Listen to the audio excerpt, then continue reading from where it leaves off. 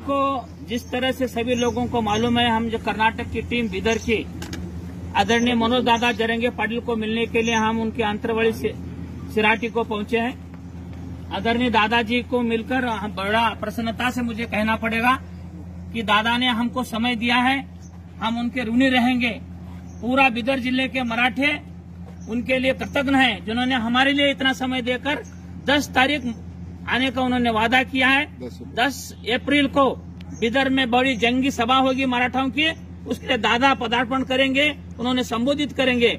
आज बड़ा खुशी हर्षित होकर मुझे आपको सबको संबोधित करना पड़ेगा कि दादा ने इतने उनके व्यस्त समय में हमको समय दिया है। मैं दादाजी को कहा कि आपकी जिम्मेदारी सिर्फ महाराष्ट्र नहीं है, पूरा भारत देश मराठा आपके लिए वचनबद्ध है। आपके पूरे लोग आपके कार्यक्रम को देख रहे हैं। अटक से लेकर कटक तक पूरा मराठा आपके पीछे है। पूरा कर्नाटक का मराठा बेंगलुरु से लेकर बीदर तक आपके पीछे। आप आपको हमका समय दीजिए। यदि आप समय नहीं देते तो आपके पादुका लेके जाता मैं आज श्री राम की तरह जाकर वो पादुका रखकर वहां पर कार्यक्रम करता हूं। अगर दादा ने हमारी बात मान लिए, मैं उनका कृतज्ञता व्यक्त करता हूं। आप उनके मुख से एक बात वाणी सुनिए। मैं मेरे शब्दों को विराम देता हूं। जय हिंद, जय भारत। दादा, तुम्ही आता बीदरचा जो दौरा आहे ते किती तारखेला आणि कसा दौरा का असणार आहे? आता शेवटी काय आहे की हा उठाव करावाच लागणार आहे देशभर। जिथपर्यंत मराठा समाज राज्यात व्यापला आहे भारतभर, तर आपल्याला हे एकीकरण मराठ्यांची एकजूट असते खूप आता या काळाची गरज आहे देशावर बनली। तर मराठा समाजाला आपल्याला न्याय द्यायचा असला, शेतकऱ्यांना जर आपल्याला न्याय द्यायचा असला तर ही देशभर मोठ बांधावीच लागणार आहे।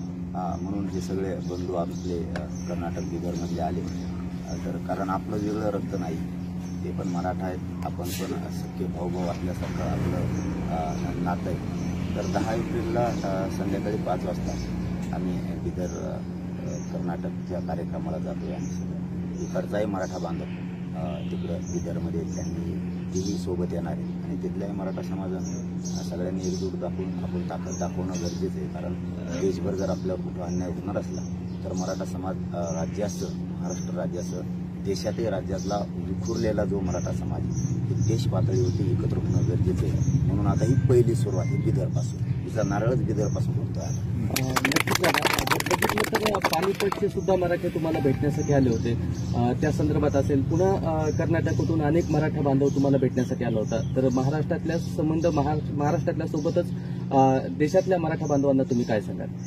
मी आता सांगितलंच की अन्याय किती दिवस सहन करायचा, इतकी शूरवीर जात ही मराठा समाजाची। आणि ज्यावेळेस देश राज्य संकटात असताना मराठ्यांनी स्वतःच्या छातीवरती त्यावेळेस जनता सुखी राहून तलवारी घेतलेल्या छातीवरती स्वतःची। पण आज ज्यावेळेस तो अन्यायाच्या खाईत डुबला, त्याला कुठेतरी न्यायाची अपेक्षा करतो, त्यावेळेस आपल्याला देश पातळीवर बांधणी करणं खूप गरजेचं आहे।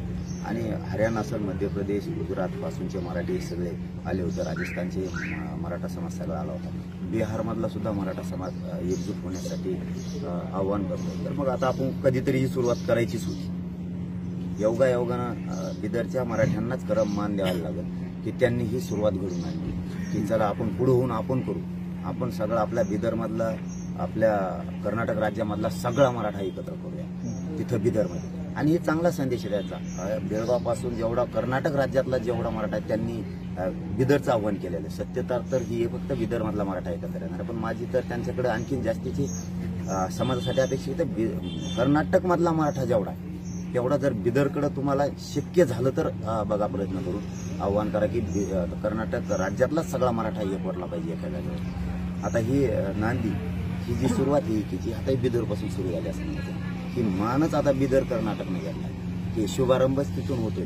आता पुरा देशभर मी हे कार्यक्रम देऊन देशातलाच, कारण आता पायवाट बिदर कर्नाटकनं पाडली मराठा एक करण्याची। एकजूट ही कशी असते ही महाराष्ट्रानं दाखवली, पण बाहेर राज्यात काम करण्यासाठी मला बाहेर पाऊल वाढायला लावलं, ही बिदरलाच मान द्यायला लागणार की देशातला मराठा समाज एकत्र करा।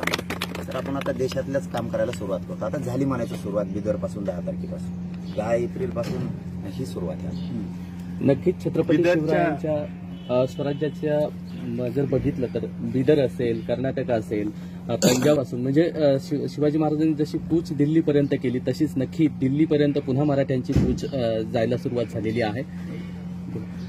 बिदरच्या मराठा समाजाच्या वतीने, कर्नाटक राज्याच्या सगळ्या मराठा समाजाच्या वतीने आम्ही तुम्हाला धन्यवाद देतो मनोज दादा.